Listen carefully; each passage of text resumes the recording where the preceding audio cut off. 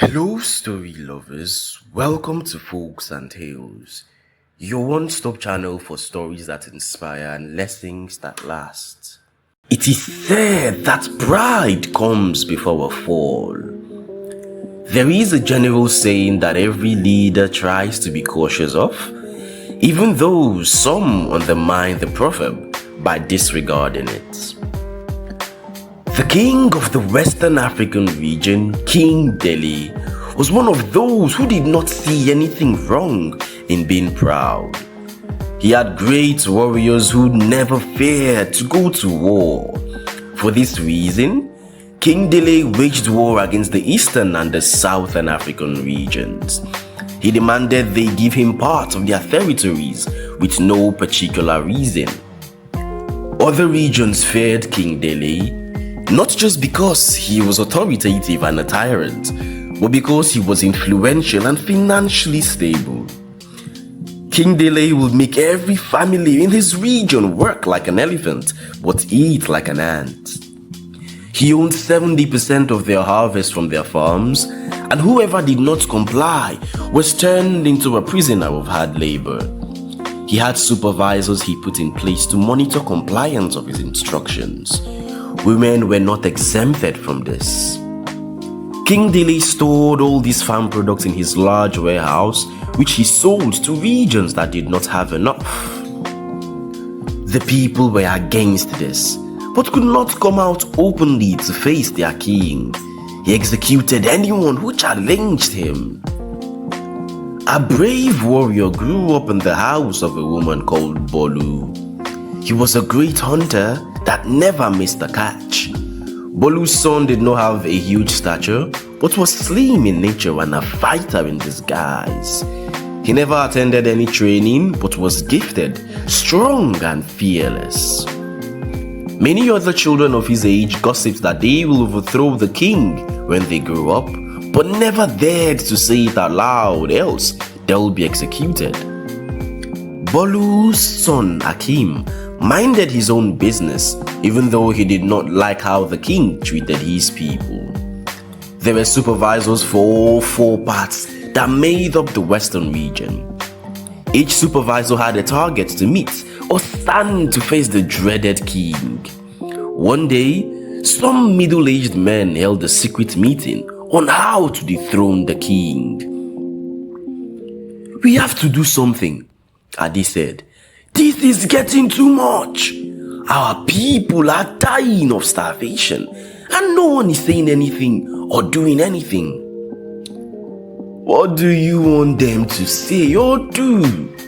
Benga responded. "The king is a god. He lacks love for his people and will end the life of anyone who dared him.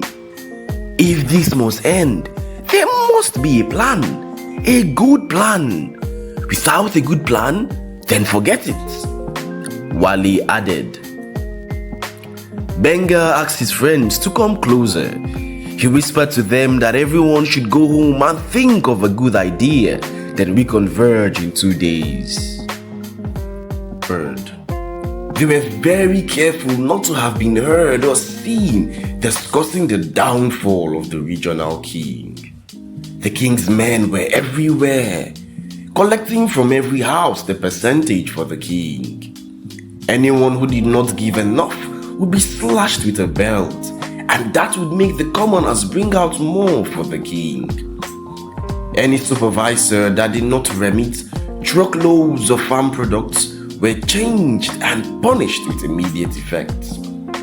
One evening, the king's men got to an old man's house who had no children. He lived alone and had no one to fend for him. The king's men ordered him to bring out his products from the farm. "I am only an old man," he said. I don't even have anyone to farm for me. I have no children and no wife." "We have no business with what you do, old fool," said one of them. "We take instructions from the king. Where are your dividends from the farm?" As the old man did not produce anything, The men began to flog him until he fell to the ground. Neighbors came out to plead on his behalf, but they refused to listen. As Akim, Bolu's son, was passing by, he heard lashes slam on somebody's body. He rushed to find out.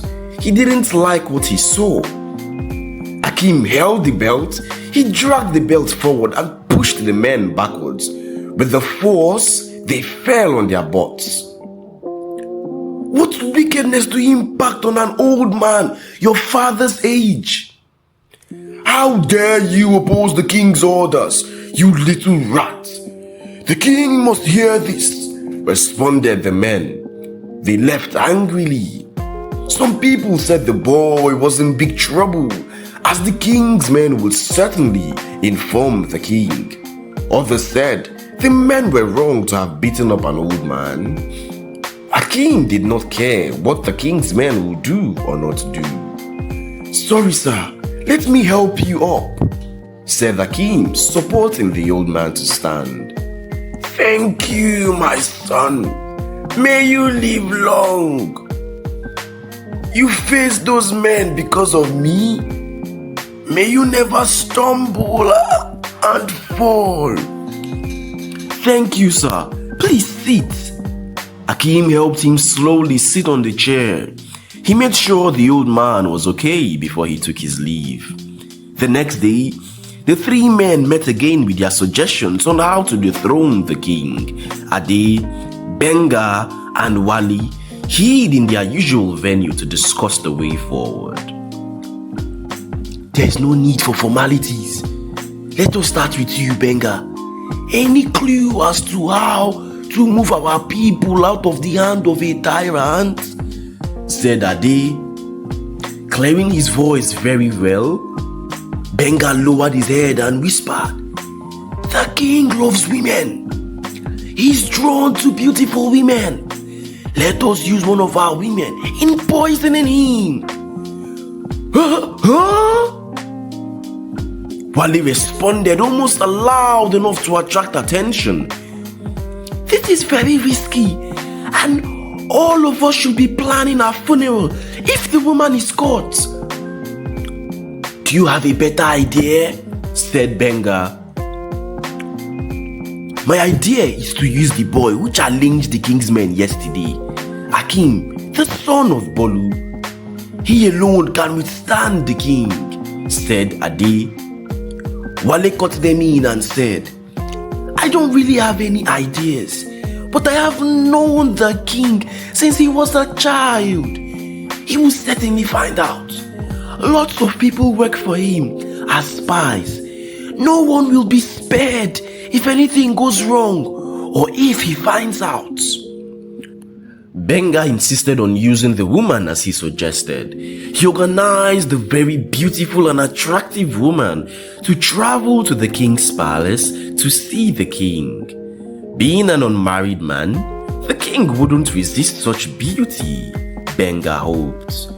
The other two men went with the idea and left Ade to cook up the plan very well. The day Ade offered the woman the job, Ade did not know that a spy was close by.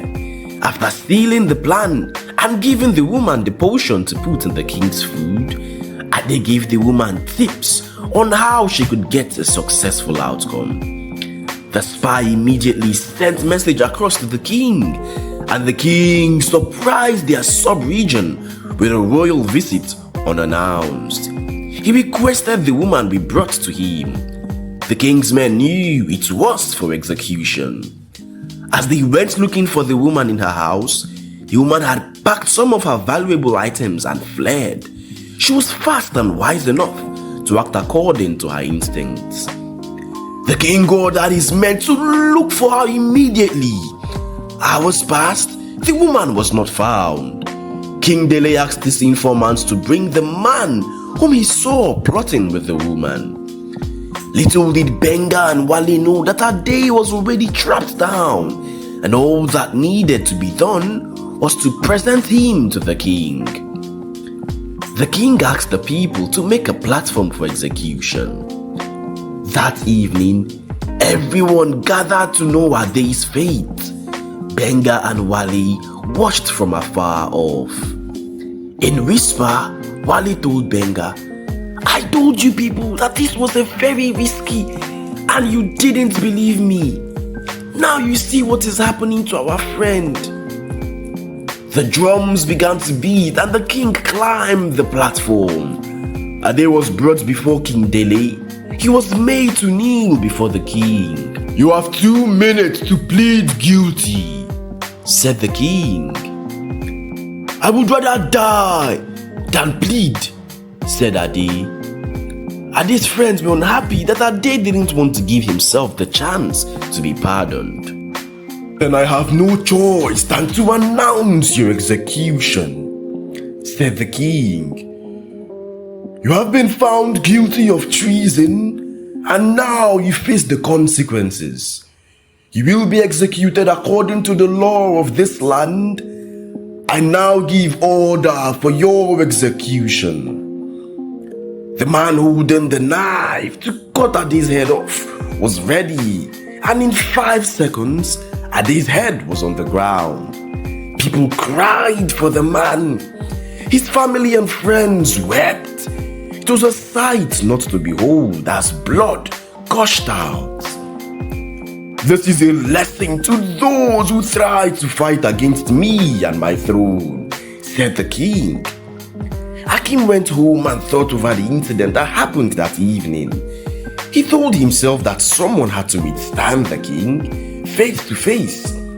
His people cannot continue to die in suffering while their wicked king took all they had. Akim thought deeper and deeper about the matter. One day, he told his mother, "Mama, if our king dies today, who will be the next king?"